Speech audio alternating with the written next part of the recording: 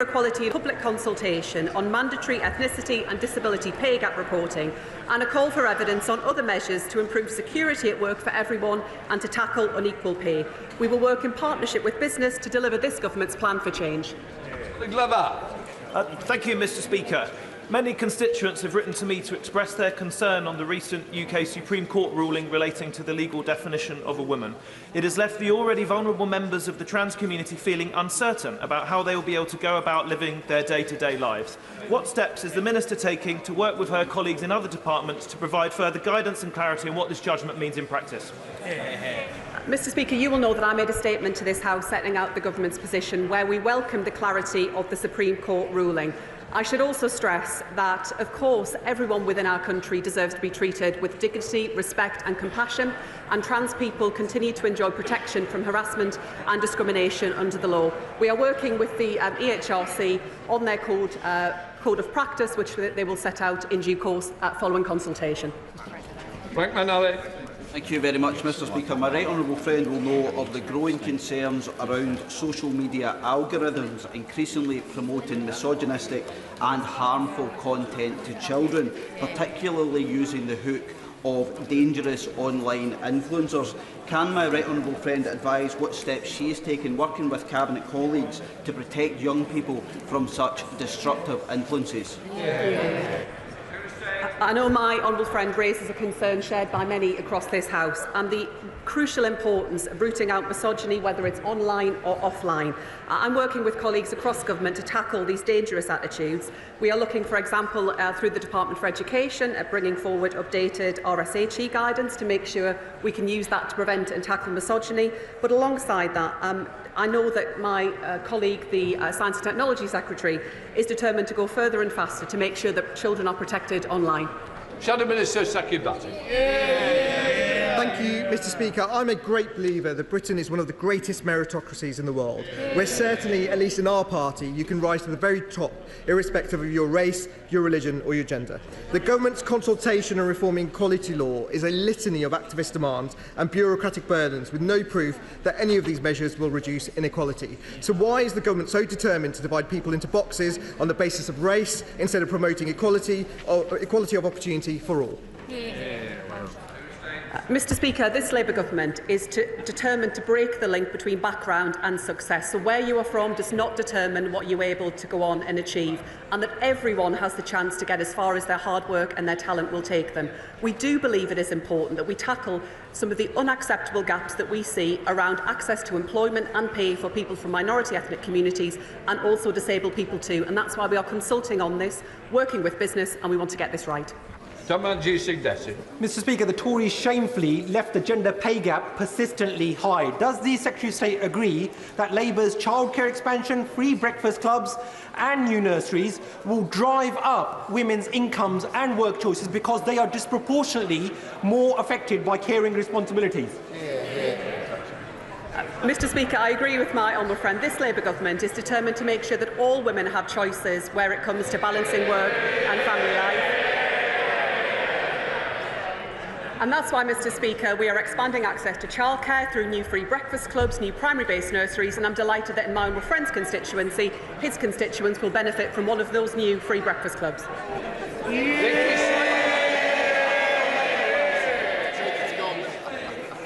Perpetrators hanging around school, malicious contact with customers and rat poison being sent to my constituents' homes are all frightening experiences faced by victims of domestic abuse. But police responses are inconsistent even when perpetrators are on bail.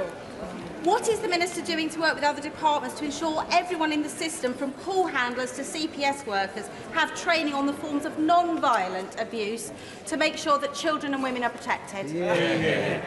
I'm grateful to the Honourable Lady who raises some incredibly important points and shines a light on the experiences of victims in her constituency. This government is determined to halve violence against women and girls. That's why, as my honourable friend the Minister set out earlier, we're taking a range of actions right across government. We, of course, are always happy to consider further areas where action is needed so that all women and girls are able to live free from abuse and intimidation within our society. Dr. Becky Cooper. Thank you, Mr. Speaker. This week we celebrate the International Day of Midwives. Midwives are an essential part of ending inequity in maternity maternal health, delivering life-saving community-based care. Will the Minister please commit to working with the Minister for Health to ensure that our 10-year health strategy and NHS workforce plan puts in adequate resources into overstretched maternity units in many often deprived parts of our country?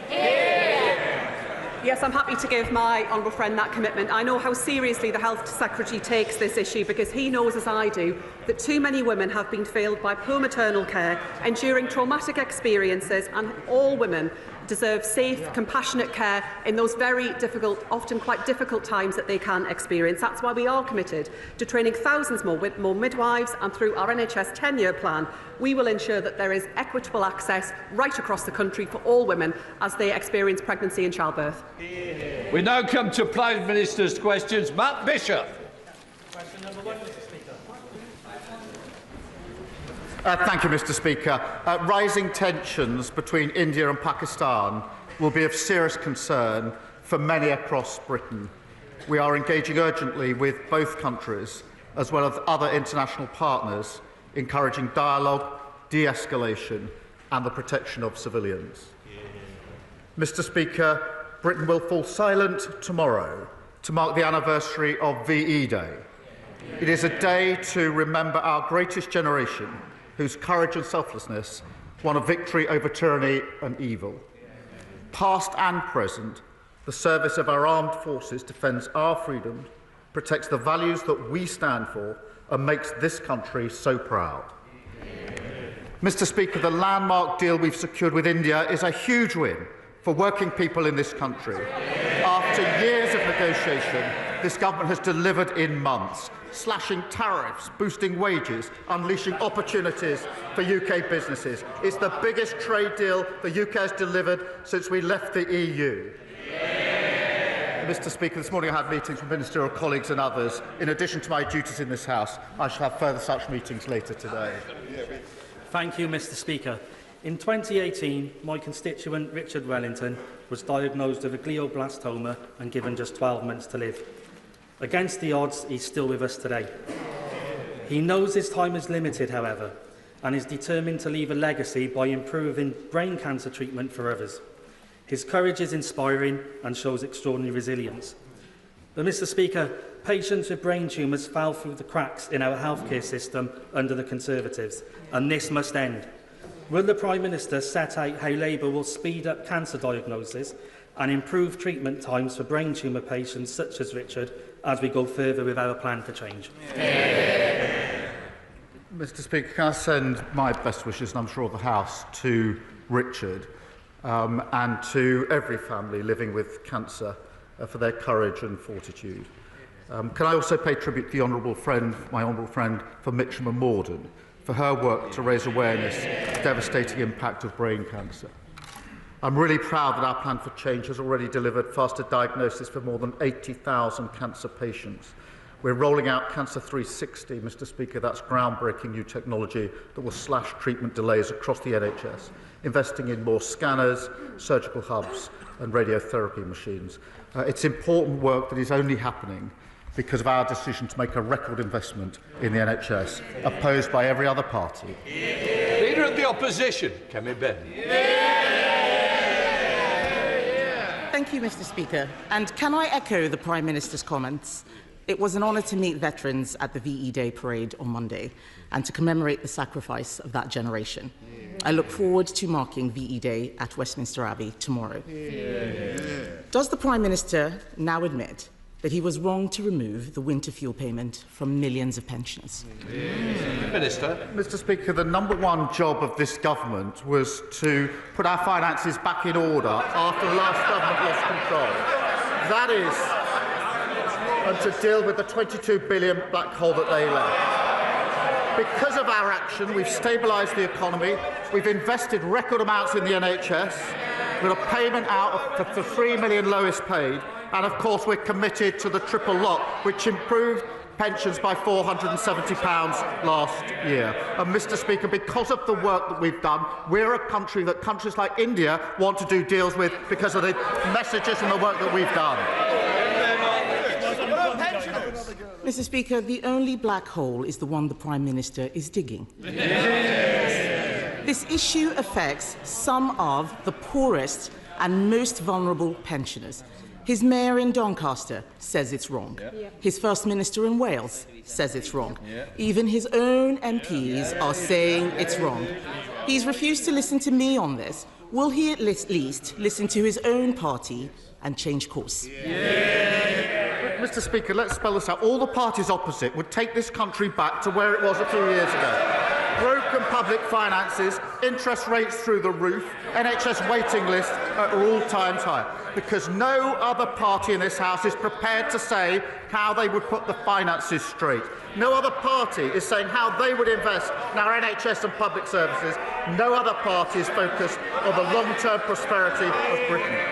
No one on this side, Mr. Speaker, is denying how big the challenges that we face, but no one on that side of the House is even prepared to take those challenges on. Mr. Speaker, we wouldn't balance it on the backs of pensioners. Pensioners are poorer and colder because of his decisions. All the while, energy has got more expensive for everyone. Why has the Prime Minister broken his promise to cut energy bills by £300? Mr. Speaker, the way to bring energy bills down for good is to deliver cheap, clean, homegrown energy. And in the meantime, we've extended the Warm Homes discount to 6 million households, 1 in 5 families. That's £150 off the bills next winter. But what won't bring energy bills down is the Leader of the Opposition's policy, leaving us hooked on fossil fuels at the mercy of dictators like Putin. I'll tell you what else won't bring bills down. It's them blocking every infrastructure that's needed in their own backyards. They balance the books, they crash the economy on the backs of millions of working people in this country. That's why they delivered the verdict they did at the last general election. Mr. Speaker, the Prime Minister talks about clean energy. We have the second highest amount of renewables on the grid in Europe, and yet we still have the highest energy bills. This is not about clean energy.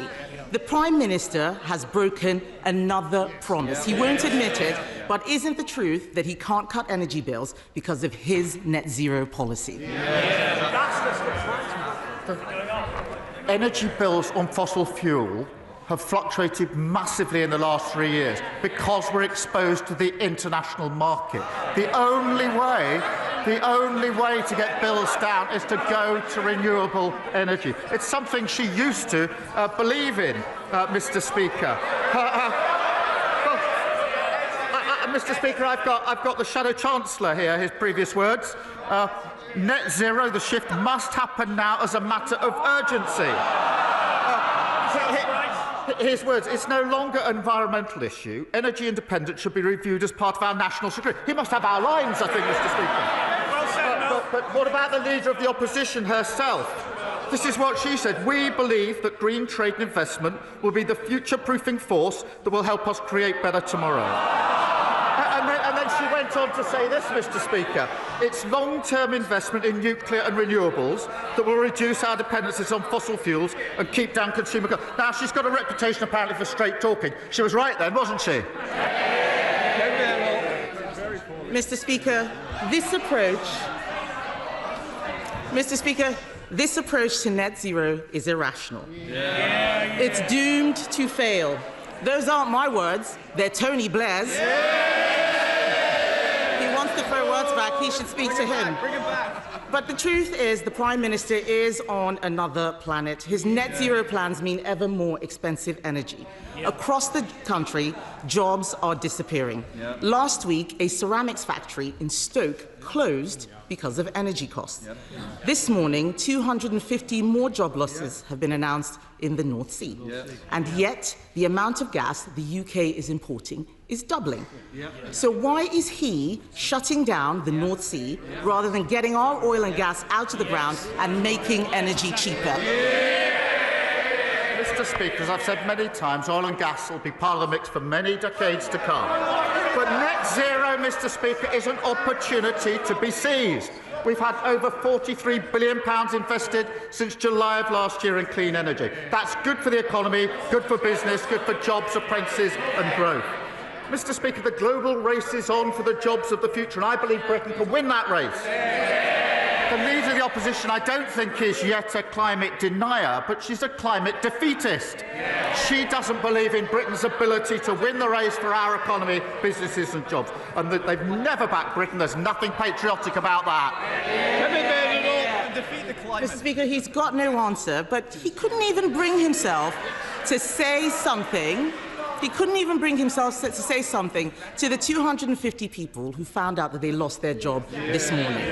The fact is, pensioners are poorer and people are being laid off. From winter fuel to net zero, his energy policy is a disaster and everyone knows it. We know it, the public know it, the unions know it, his MPs know it, even Tony Blair knows it. His only answer is to go further and faster in the wrong direction. Why should we all suffer because he won't admit he has got this wrong? Mr. Speaker, of course nobody wants to see job losses, but she should address her comments to the tens of thousands of men and women in this country working on renewables for the future of our country and tell them that she doesn't want that. That is anti-growth, anti-jobs and anti-working people. But every week, Mr. Speaker, she comes along to talk the country down, to cart from the sidelines. She can't even bring herself to celebrate the deal we've done with India. They took 8 years fiddling around and got absolutely nothing. We've delivered the best deal since we left the EU, the most ambitious deal for India, which has been measured in billions of pounds into our economy and thousands of jobs in the country. She should be welcoming that. Thank you, Mr. Speaker. UK automotive faces major challenges, and Trump's tariffs are the latest crisis to hit the industry. Investment and jobs are now on the line, from Mini to McLaren, Aston Martin, Jaguar Land Rover, and many others. Will the Prime Minister continue to make their case in his talks with the US regime and remain a champion for this vital sector, unlike the Honourable Member for Clacton, who believes that Jaguar deserves to go bust? Mr. Speaker, he makes a very good point. We are backing British car companies like JLR, and our India trade deal will see tariffs slashed for car sales, and that is good for British jobs. And the criticism on the double taxation is incoherent nonsense. It's a benefit to working people. It's in the agreements that we've already got with 50 other countries. And if the member for Clacton or the Leader of the Opposition is seriously suggesting that they're going to tear up agreements with 50 other countries, create a massive hole in our economy, they should get up and they should say so. Leader of the Liberal Democrats, Ed Davey. Thank you, Mr. Speaker. As we celebrate 80 years since Britain led our allies to victory over fascism, can I, on behalf of the Liberal Democrats, pay tribute to all those who struggled and sacrificed so much for our freedoms today? And can I associate myself with the Prime Minister's remarks about the conflict in Kashmir, and with him urge restraint and de-escalation on both sides?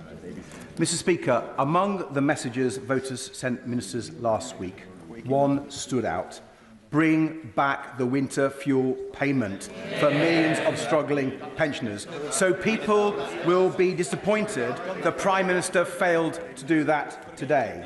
Mr. Speaker, he says he wants to go further and faster to clean up the mess left by the Conservatives. But on social care, so crucial for our NHS, he's going slower and slower. Not only will the Casey Commission take 3 years, we learnt on Friday the government plans to take an extra 7 years to implement it, not till 2036. So will the Prime Minister rip up that timetable, make sure he doesn't repeat the mess made by the Conservatives, and get on with fixing social care this year?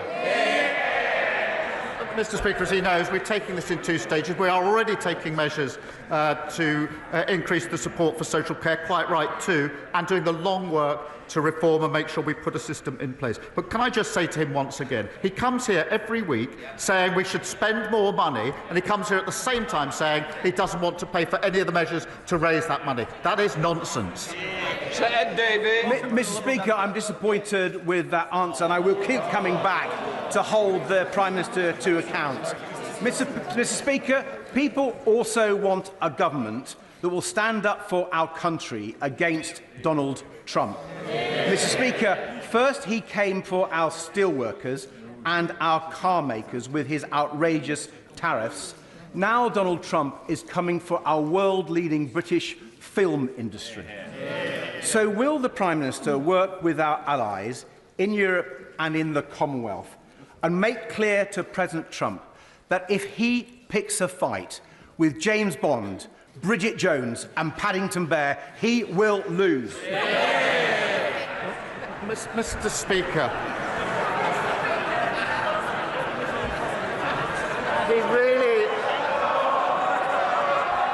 he really should listen to the sectors that he thinks he's championing.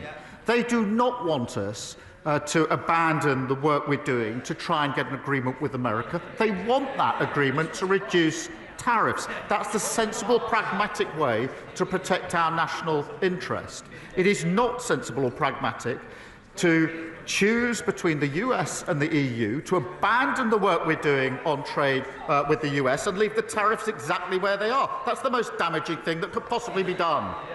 Jack Abbott. For the House, it's my register of interest. Mr. Speaker, for young people in Ipswich, there is no shortage of ambition, just a need for greater opportunities.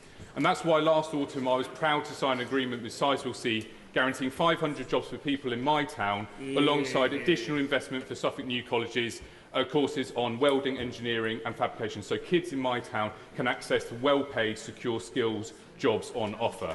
So therefore, can I urge the Prime Minister to support a final investment decision for Sizewell C, not just for our country's energy security, but also for the once-in-a-generation opportunities for young people in Ipswich and Suffolk? Well, Mr. Speaker, it's good to see a local Labour MP fighting for jobs in his constituency and achieving excellent results.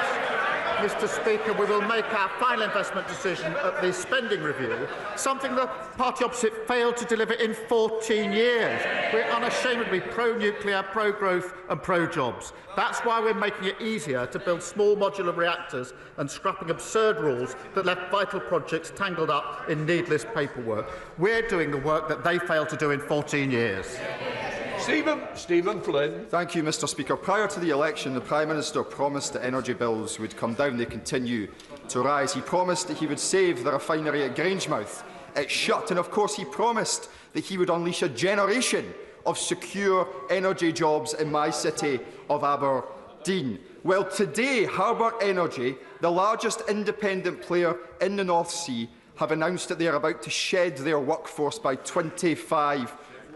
That's 250 jobs in my constituency gone in the blink of his eye. And do you know who they blame, Mr. Speaker? They blame the policies of the Labour Party. So can I ask the Prime Minister, in fact, can I invite the Prime Minister to come to Aberdeen and explain to my constituents why he is willing to move heaven and earth to save jobs in Scunthorpe while destroying jobs in Scotland?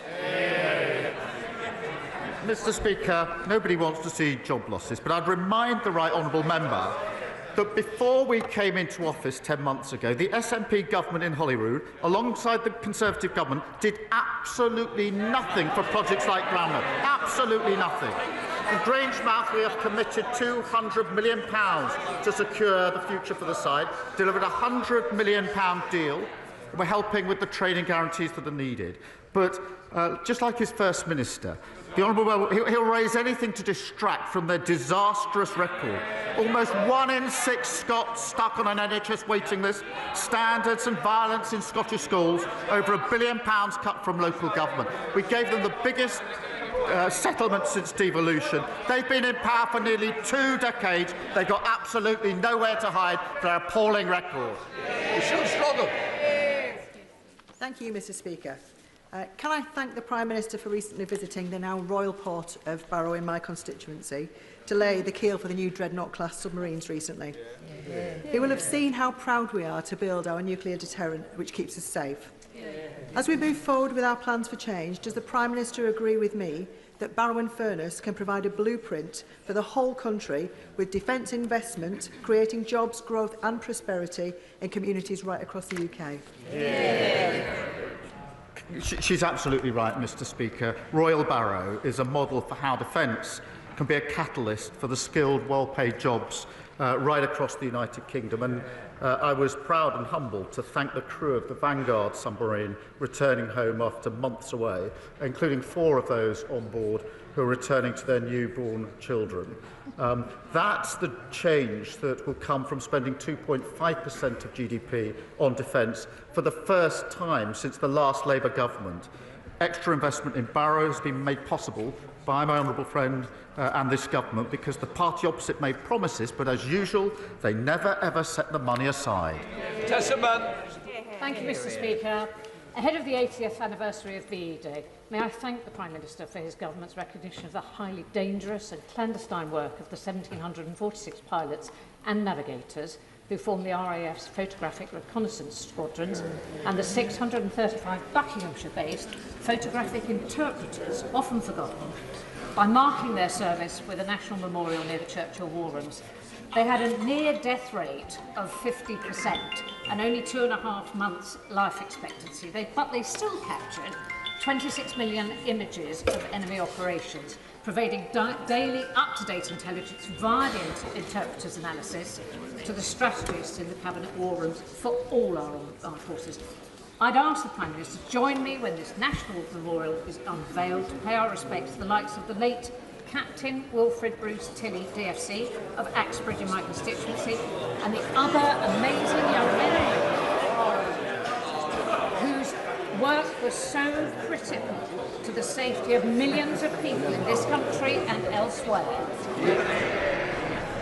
Well, can I thank her for raising this really important issue? And I'm sure members across the House would support a memorial to the service and sacrifice of those veterans. The bravery and service of individuals like Captain Tilley and others in the photographic reconnaissance units and photographic interpreters saved the lives of many servicemen and servicewomen and, of course, civilians at the cost, as she rightly points out, of many casualties, in fact, of those units. So as we mark the 80th anniversary of VE Day, we will remember them who helped secure our greatest victory. Thank you, Mr. Speaker. Mr. Speaker, the London Borough of Hackney spends £54 million a year and rising on temporary accommodation. Not only is this costing the taxpayer dear, but it's wrenching families apart, communities rent asunder, schools are closing, and families are living in hostels in overcrowded rooms or far-flung out of London. I welcome our pledge to build 1.5 million new homes. Will the Prime Minister reassure my constituents that social housing is a priority for him? Well, she's absolutely right. Families are desperate for security of their own home, and we're delivering the biggest boost to affordable and social housing in a generation, backed by an additional £2 billion of investment. And that and our reforms will supply our ambitions to build 88,000 new homes across London, including in her constituency. Mr. Speaker, at the same time, we're tackling the root causes of homelessness and, of course, scrapping Section 21 evictions. Savage. Thank you, Mr. Speaker. Under the Conservatives, inequality has surged, with now over 14 million people, including 2,000 children in the South Cotswolds, now living in poverty, while the richest 1% see their incomes soar. Of the developed countries, we are now the 9th most unequal. Will the Prime Minister listen to the Liberal Democrats, the public and many of his own Labour backbenchers and commit to reversing changes such as PIP, the winter fuel allowance and 2-child benefit cap, and introduce clear poverty reduction targets to ensure that any economic growth benefits those who need it most? Well, she's right to raise the appalling record of the last government, which saw 900,000 more children in poverty. Mr. Speaker, we're already delivering 750 free breakfast clubs, boosting the minimum wage for over 3 million. That's the lowest paid workers in our country. And the Child Poverty Task Force is looking at every lever that can be pulled. I'm very proud of the last Labour government's record on tackling poverty, and will continue to do that in this government. Lady Stewart.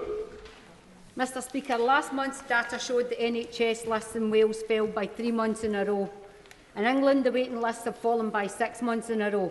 In Scotland, after nearly 20 years in charge, the SNP government have left our NHS on its knees. Instead, remarkable acts of charity from rock legend Rod Stewart are helping people to get the care they need. Will the Prime Minister agree with me that Scotland needs a new direction so that my constituents in Ayr, Carrick and Cumnock don't rely on charity for their health care? Well, I thank her for raising this issue. The contrast, as she points out, is stark. In England and Wales, waiting lists are falling, with over 3 million extra appointments already delivered. In Scotland, the SNP they've just introduced, Mr Speaker, their 5th NHS recovery plan in just 4 years. They've had the biggest budget settlement since devolution. Nearly 2 decades in power, they've still no idea how to fix the NHS, and they've run out of excuses. Sean Burry. Mr Speaker, VE Day marked the end of horror in Europe, and afterwards our post-war expansion of welfare benefits was something truly principled from Labour. So, given the real fear felt by disabled people in Brighton Pavilion and across the nation, will the Prime Minister agree that now is the time to be principled again and restore their support, not make his MPs vote to restrict it? Well, I thank her for raising the record of the post-war Labour government, a great reforming government. Mr Speaker, the principles remain the same, which is those that need support and protection should have that support and protection. Those that can be supported and helped into work should be helped and supported into work, something that isn't happening under the system as it is, and those who can work should work. Colin Days. Thank you, Mr Speaker. Crewe in my constituency has a proud rail heritage, with Crewe Station boasting unrivalled 360-degree connectivity to all 4 corners of our country. So when the Conservative government took the decision to cancel the second leg of HS2, this was a great betrayal of my constituents, taking a sledgehammer to our town's prospects for regeneration and prosperity. So will the Prime Minister look kindly upon proposals to extend high-speed rail north of Birmingham, utilising Crewe's unique strategic value to the rail network and bringing opportunity and prosperity to the north of England? Well, Mr Speaker, he's right to highlight the importance of stronger and more reliable rail connections, improving journeys and driving economic growth. The party opposite utterly failed to grip delivery on HS2. Costs went through the roof, timelines were shredded, false promises and a total failure. Mr Speaker, we're reviewing the position that we inherited, and we're committed to improving rail connectivity across the north, and we've already announced £415 million extra for the key Trans-Pennine route upgrade, which will slash journey times, deliver growth and more reliable modern services for passengers. Thank you, Mr Speaker. This week, the Israeli government approved a plan to officially conquer Gaza. And just yesterday, Minister Smotrich vowed that Gaza will be entirely destroyed and that the Palestinians will have to leave in great numbers to third countries. This comes at the end of the extermination of over 50,000 Palestinian men, women and children, and something at the same time simultaneous expansion of illegal settlements in the West Bank, something I witnessed with my own eyes last week. So will now the Prime Minister finally acknowledge that ethnic cleansing is underway and to end all UK military cooperation with Israel, especially the illegal provision of F-35 fighter jet parts, or will he risk make Britain complicit in war crimes and be the Prime Minister to see Britain answer at The Hague for its role in this atrocity? Well, Mr Speaker, most of what he says is simply not right. But can I address, I do want to address the position in Gaza and the West Bank, because it is increasingly intolerable. And I am deeply concerned, particularly with the lack of aid that is getting in and the impact it's having on tens of thousands, hundreds of thousands of individuals. That concern is something I recently reaffirmed to the Prime Minister of the Palestinian Authority, where I asserted again that a two-state solution is the only viable approach for peace. And our focus is on delivering peace for Palestinians and Israelis, returning to the ceasefire, getting the hostages out and humanitarian aid in that is desperately needed in greater number and more quickly. Maureen Barr. Thank you, Mr Speaker. As a result of a relationship breakdown, my constituent Martin and his 3 children ended up homeless. They have gone from living in a hotel to temporary accommodation. Martin feels abandoned because Glasgow City Council haven't been in contact for months. Months of uncertainty has disrupted all their lives, but Martin is especially worried about the impact on his children's education. Like any father, he wants stability for his family, but the lack of social housing means they are stuck in complete limbo. Does the Prime Minister agree with me that every child, no matter where they live, deserves a safe home and access to a good education, and that in every part of the UK we need to build more social housing to end homelessness? Yeah. Well, Mr Speaker, I'm deeply sorry to hear about Martin's case and absolutely agree with her comments about every family deserving a safe and a secure home. And in England, that's why we're investing an additional £2 billion to help deliver the biggest increase in social and affordable house building in a generation. But in Scotland, it is frankly disgraceful that over 10,000 children have no fixed home to call their own after nearly 20 years of an SNP government. Mr Speaker, that's the highest level ever and shows why Scotland desperately needs a new direction. That because... Thank you, Mr Speaker. Thank you, Mr Speaker. Last week, I was talking to Jason, a pub landlord, and he told me he's heard a rumour about the Prime Minister. Oh. Not that one, not that one. He's heard that there is a reason why the Prime Minister hates Britain's pubs. Landlords like Jason are being battered by Labour's jobs tax and the slashing of small business rates relief, meaning that as many as half of Britain's pubs could be closed by 2030. Why does he hate Britain's pubs? And if he doesn't, why is he taxing them into extinction? Mr Speaker, nobody likes pubs better than me, and we support them. But, Mr Speaker, it's the same old nonsense. They say they don't want the national insurance rise, but they don't have the courage to say they'd reverse it, because they know if they said that, they wouldn't be able to say where the money's coming from. That's how we got into the problem in the first place. Thank you, Mr Speaker. Few things are more harrowing than a parent's desperate and repeated attempts to access the mental health support their child needs. Organisations like Smile, a counselling service supporting young people in the Bathgate and Linlithgow constituency, are stepping into the breach whilst young people languish on waiting lists without the help they need. Over the last decade, Smile has been a lifeline for thousands. Will the Prime Minister join me in wishing Declan and the team at Smile a very happy 10th birthday and thank them for their invaluable work in supporting our young people and families? Well, Mr Speaker, can I join her and commend all the staff at Smile for their vital work. Far too many young people are left without the support that they need. And that's why we're recruiting an additional 8,500 mental health workers, providing access to specialist mental health professionals in every school, and funding talking therapies across the country to bring down waiting times and get people the care that they need. Alfred Blandry.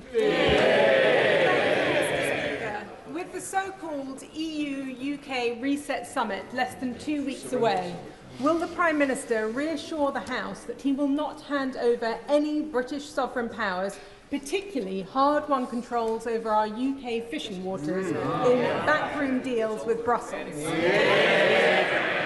Mr Speaker, as she knows, we committed to resetting the relationship with the EU. We think there's a better deal that can be had. I'm not going to provide a running commentary. What I can say is this. We will act only, as we always do, in the national interest. We've secured a very good deal with India. We're talking to the US, and we're going for a reset with the EU to boost our economy. Thank you, Mr Speaker. As you know, I'm alarmed by news that the Press Association, which assiduously covers our exchanges here, may cut back its dawn to dusk coverage through redundancies. Now, Hansard faithfully records our words, but it is reporters in the press gallery which bear witness to the human drama here. And no amount of AI will replace the human eyes in the press gallery. Will the Prime Minister join me and my honourable friend from Rochdale in calling on the newspapers and media outlets which fund the Press Association to hold the front page and reconsider these rash moves? Well, Mr. Speaker, he raises a really important point. We enjoy free press and independent journalism in this country. Across the world, journalists risk their lives and lose their lives doing what they do best, independently pursuing the truth. And I've been on many occasions to award ceremonies, usually on a yearly basis, where the names of those journalists that have either lost their lives or their freedom is read out. And it's always a humbling reminder of the really important work that they do. Final question, Mike Wood. Thank you, Mr. Speaker. And Mr. Speaker, as you know, Parliament has banned charging of electric vehicles in its underground car park because of safety concerns. And yet, local authorities around the country often feel powerless to stop the construction of battery energy storage systems near people's homes, near our rivers and canals, despite 3 fires already this year. Will the Prime Minister look again at his planning and infrastructure bill to make it easier, rather than harder, for local communities to have a meaningful say? Mr. Speaker, I'm really proud that on our planning and infrastructure we're taking the action that hasn't been taken for years to drive our economy. And I'll remind him it was the thing that was signalled by the OBR as the single biggest driver of growth over the coming years. That completes Prime Minister's questions. Let the front bench change over.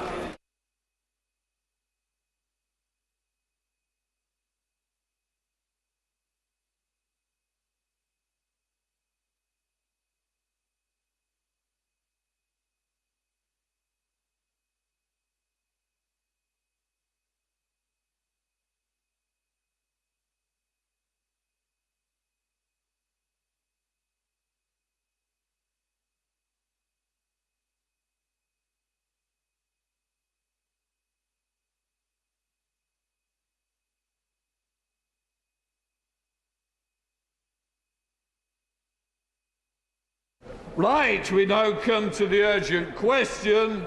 Stuart Andrew. Thank you, Mr. Speaker. To ask the Minister if he will make a statement